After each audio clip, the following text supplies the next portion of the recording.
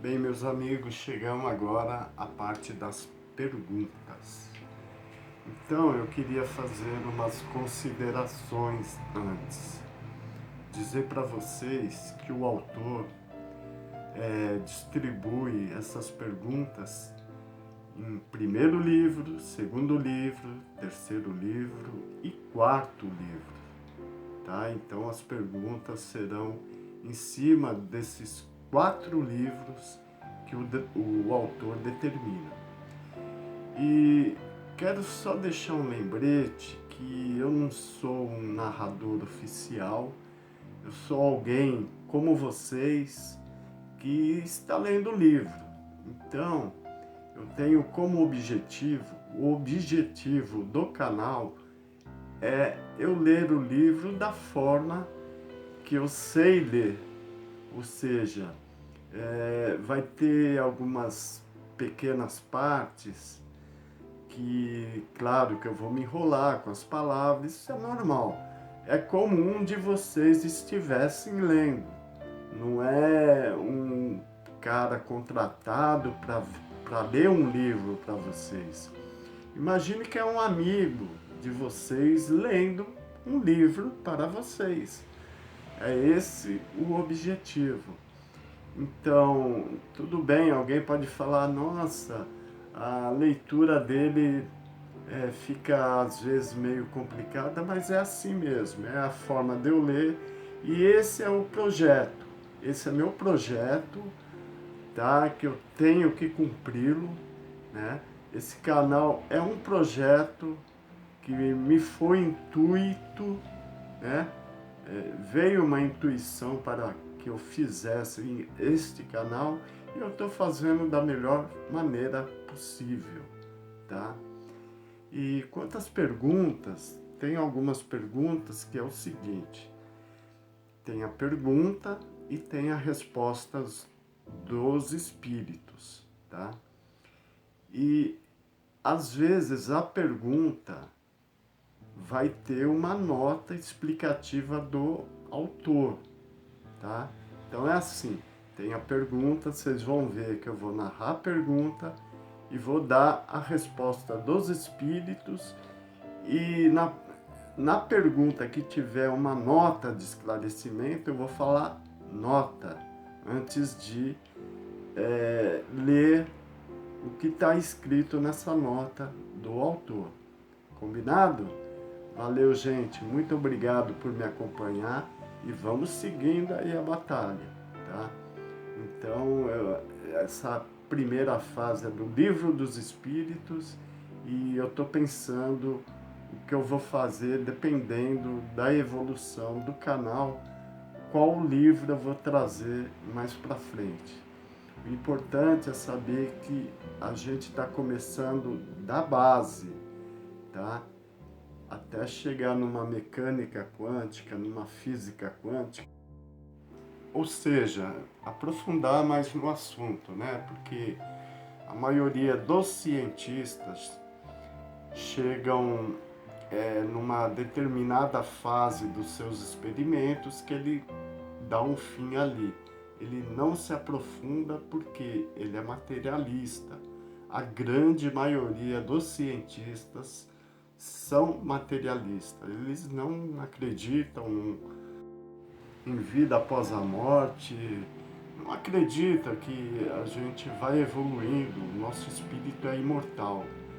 Né? E a gente, por exemplo, quando deixa essa roupagem física, vai para uma outra dimensão e continua a nossa evolução. Eles não acreditam nisso, eles são extremamente materialistas, né?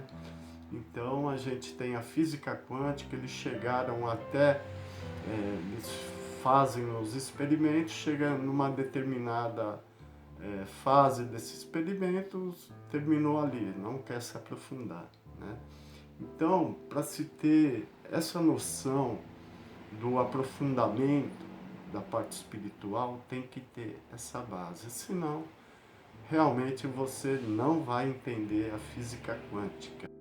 Tá bom, pessoal? É isso aí. Vamos estudando, vamos nos instruindo, como o próprio livro nos sugere aí, né? da gente entender a nossa vida, o que a gente está fazendo aqui, tá? Qual é a nossa missão, para onde nós vamos depois. E é isso aí. E esse livro dos Espíritos, você vai ver que nas respostas vai esclarecer muita coisa que você tem dúvidas ainda, tá bom? Bom estudo para nós. Valeu, até mais. Livro 1, As Causas Primárias. Capítulo 1, Deus. Deus e o infinito. 1. Que é Deus? Deus é a inteligência suprema, causa primária de todas as coisas. 2. O que se deve entender por infinito? Aquilo que não tem começo nem fim, o desconhecido. Tudo que é desconhecido é infinito. 3. Pode-se dizer que Deus é o infinito? Definição incompleta. Pobreza de linguagem humana, insuficiente para definir o que está além de sua inteligência. Nota: Deus é infinito em suas perfeições, mas o infinito é uma abstração. Dizer que Deus é infinito é tomar o atributo pela coisa propriamente dita e definir uma coisa ainda não conhecida por outra que também não é. Provas da existência de Deus. 4. Onde se pode encontrar a prova da existência de Deus? Numa máxima que aplicais às vossas ciências. Não há efeito sem causa. Procurai a causa de tudo o que não é obra do homem, e a razão vos responderá. Nota: para crer em Deus, basta lançar os olhos às obras da criação. O universo existe, portanto existe uma causa. Duvidar da existência de Deus seria negar que todo efeito tem uma causa e pretender que o nada pôde dar a origem a algo. 5. Que consequência se pode tirar do sentimento intuitivo que todos os homens têm em si da existência de Deus? Que Deus existe, pois de onde lhes viria esse sentimento, se não se apoiasse em nada? É mais uma consequência do princípio de que não há efeito sem causa. 6. O sentimento íntimo que temos em nós da existência de Deus não seria obra da educação e produto das ideias adquiridas? Se assim fosse, por que os selvagens teriam esse sentimento? Nota: se o sentimento da existência de um ser supremo fosse apenas produto de um ensinamento, não seria universal e só existiria como as noções científicas entre os que pudessem receber esse ensinamento. 7. Pode-se encontrar nas propriedades íntimas da matéria a causa primária da formação das coisas? Mas então, qual seria a causa dessas propriedades? Sempre é preciso haver uma causa primária. Nota: atribuir a formação primeira das coisas às propriedades íntimas da matéria seria tomar o efeito pela causa, pois essas propriedades são, por si mesmas, um efeito que deve ter uma causa. 8. O que pensar da opinião que atribui a formação primeira a uma combinação fortuita da matéria, em outras palavras, ao acaso? Outro absurdo. Que homem de bom senso pode ver o acaso como um ser inteligente? E depois, o que é o acaso? Nada. Nota: a harmonia que rege as forças do universo patenteia combinações e desígnios determinados e, por isso mesmo, revela um poder inteligente. Atribuir a formação primária ao acaso seria insensato, pois o acaso é cego e não pode produzir efeitos inteligentes. Um acaso inteligente já não seria o acaso. 9. Onde se vê, na causa primária, uma inteligência suprema, superior a todas as inteligências? Tendes um provérbio que diz: pela obra se conhece o Criador. Pois bem, vede a obra e procurar o autor. É o orgulho que produz a incredulidade.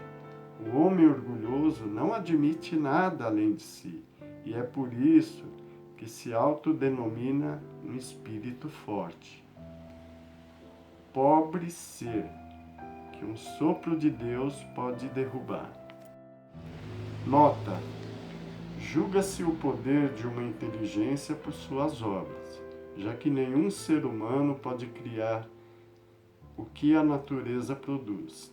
A causa primeira é, portanto, uma inteligência superior à humanidade. Seja quais forem os prodígios realizados pela inteligência humana, essa inteligência tem uma causa. E quanto maior for o que ela realizar, maior deve ser a causa primeira.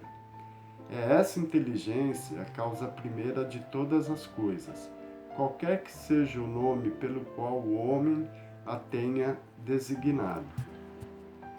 Atributos da divindade. 10. Pode o homem compreender a natureza íntima de Deus? Não. Falta-lhe um sentido para isso. 11. Será permitido ao homem, algum dia, compreender o mistério da divindade? Quando o espírito do homem não estiver mais obscurecido pela matéria e por sua perfeição, se houver aproximado do ministério da divindade, ele então o verá e compreenderá. Nota: a inferioridade das faculdades do homem não lhe permite compreender a natureza íntima de Deus.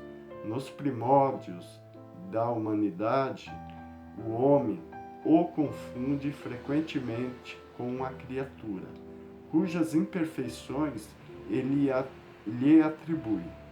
Porém, à medida que o seu senso moral se desenvolve e que o seu pensamento penetra na essência das coisas, o homem passa a ter uma ideia mais justa e de acordo com a sã consciência, embora sempre incompleta. 12. Se não podemos compreender a natureza íntima de Deus, podemos ter uma ideia de algumas de suas perfeições? Sim, de algumas. O homem as compreende melhor à medida que se eleva em relação à matéria. Ele as entrevê pelo pensamento. 13. Quando dizemos que Deus é eterno, infinito, imutável, imaterial, único, todo-poderoso, soberanamente justo e bom, temos uma ideia completa de seus atributos? De acordo com o vosso ponto de vista, sim, porque acreditais tudo abranger. Mas sabei que há coisas acima da inteligência do homem, mais inteligente, e para as quais a vossa linguagem, limitada a vossas ideias e sensações, não tem como expressar. A razão vos diz, de fato, que Deus deve ter essas perfeições no grau mais supremo, pois se lhe faltasse uma, ou se não fosse em grau infinito, ele não seria superior a tudo e, consequentemente, não seria Deus. Para estar acima de todas as coisas, Deus não deve estar sujeito a qualquer vicissitude e nem ter qualquer das imperfeições concebíveis pela imaginação. Nota: Deus é eterno. Se tivesse tido um início, teria saído do nada, ou então teria sido criado por um ser anterior. É assim que, pouco a pouco, remontamos o infinito e a eternidade. Deus é imutável.